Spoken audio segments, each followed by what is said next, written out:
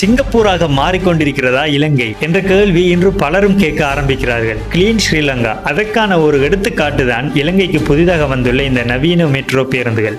இது சாதாரண பேருந்து அல்ல. முதல் கட்டமாக 7 பேருந்துகள், பிறகு ஜப்பானில் இருந்து 7 பேருந்துகளும் இறக்கப்பட்டது. தற்பொழுது புதிதாக 104 புதிய பேருந்துகள் அதனுடன் இணைக்கப்பட்டுள்ளது. மொத்தமாக 130 பேருந்துகள் சேவையில் உள்ளது. இந்த பேருந்துகள் சீனாவில் முன்னணி நிறுவனமான போட்டோன் இன்டர்நேஷனல் நிறுவனத்தால் தான் தயாரிக்கப்பட்டது. மிக முக்கியமான விடயம் என்னன்னு சொன்னா, எல்லாரும் கேட்கிறார்கள் இது நன்கொடையா கிடைத்தவையா என்று. அல்ல, இலங்கை அரசாங்கம் மக்களின் பொது போக்குவரத்து தேவையை மேம்படுத்தும் நோக்கில் பணம் கொடுத்து வாங்கியவை. இதன் விலை எவ்வளவு தெரியுமா?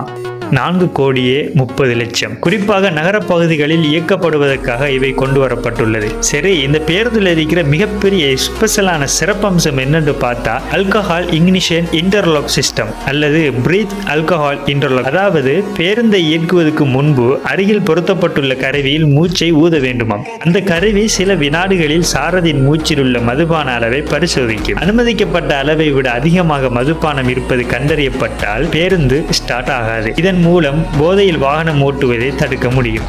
இது பயணிகளின் பாதுகாப்பை பல மடங்கு அதிகரிக்கும். அது மட்டுமல்ல, சாரதியின் செயல்பாடுகளை கண்காணிக்க கேமராக்கள் பொருத்தப்பட்டுள்ளது. அவர் செல்போன் பேசி பயன்படுத்துகிறாரா அல்லது பாதுகாப்பற்ற முறையில் வாகனம் ஓட்டுகிறாரா என்பதையும் கண்காணிக்க முடியும். வேற என்னதான் அந்த பேருந்துல ஸ்பெஷல் என்று பார்த்தா, நான் ஒரு தரம் டிராவல் பண்ணி தான் பார்த்தேன். செம்மையாக இருக்கும். ஏசி, முழுமையான ஏர் கண்டிஷன் வசதி, தாழ்தள லோ ஃப்ளோர் வடிவமைப்பு, முதியோர் மற்றும் மாற்றுத்திறனாளிகள் எளிதில் ஏறி இறங்கும் வசதி, சிசிடிவி கண்காணிப்பு இருக்கு, ஜிபிஎஸ் கண்காணிப்பு, வசதியான இருக்கைகள், நவீன உட்புற அமைப்பு போன்ற பல வசதிகளும் உள்ளது. குறிப்பாக மாற்றுத்திறனாளிகளுக்கு இது ஒரு பெரிய வரப்பிரசாதமாக இருக்கும்.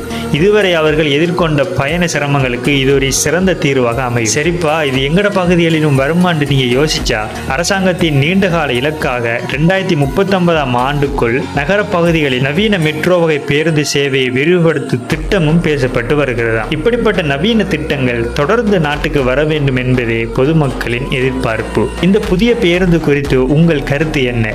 இலங்கையில் பொது போக்குவரத்து உண்மையிலேயே புதிய பாதையில் பயணிக்கிறதா? உங்கள் கருத்தை கமெண்டில் சொல்லிட்டு போங்க. இந்த வீடியோ பிடித்திருந்தா லைக் பண்ணுங்க, ஃபாலோ பண்ணுங்க, மறக்காம சப்ஸ்கிரைப் பண்ணுங்க. අපි සියලු දෙනා ප්‍රයත්නයක් දරමු, පොරබදමු. අපේ පරම්පරාවට වඩා අපේ අනාගත පරම්පරාවට හොඳ රටක් හදලා දෙන්න. අපේ ඇකේ නැලවෙන දරුවට හොඳ රටක් නිර්මාණය කරලා දෙන්න. අපේ සොළඟිල්ලේලා මොන්ටිසෝරි යන දරුවට හොඳ රටක් නිර්මාණය කරලා දෙන්න.